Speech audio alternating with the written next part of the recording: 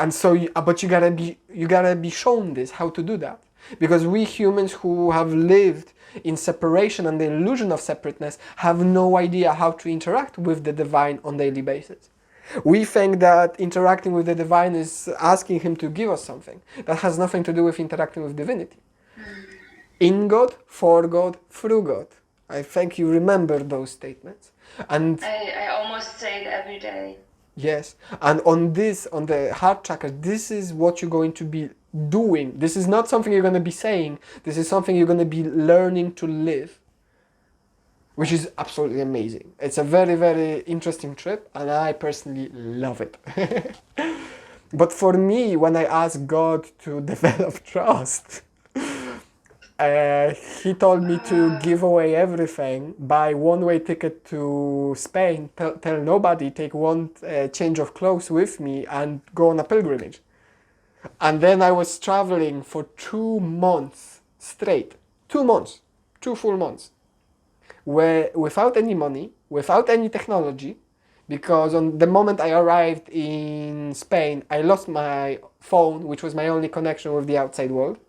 On the first day, like, imagine that.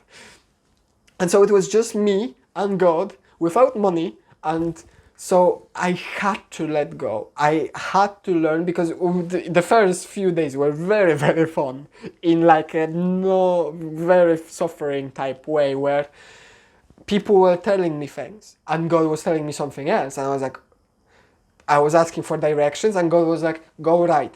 But the local person told me to go left, and I would turn left, for example, because there was like a church, and I could go down the canyon, down into the mountain, or go up the mountain. And God was like, no, no, no, go up the mountain.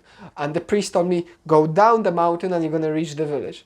And somehow I went down the mountain, and it took me 4 hours. I walked around the mountain and I walked right back to the church where I began.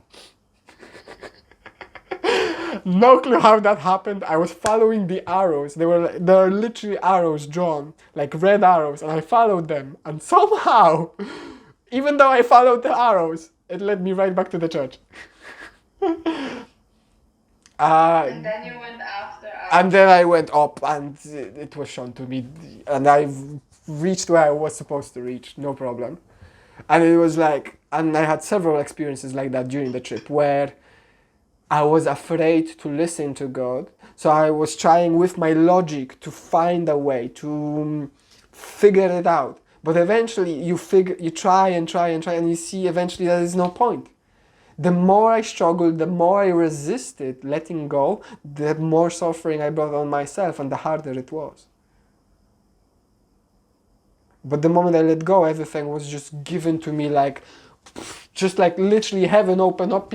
I had people walk up to me during my pilgrimage, never saw them, never said a word to them, and said to me, God told me to give you this, and they would just give me money and walk away. Just like that. Like, no hello, no goodbye, no nothing. Just, God told me to give you this. The person would disappear, I would never see them again. But I had to let go of trying to do things on my own, because I had this idea that I gotta be perfect first in order to go to the divine. But it's not that. It is by the divine that we become perfect. Quick note, my friend. I do energy healing sessions, online teachings, one-to-one sessions, as well as workshops online.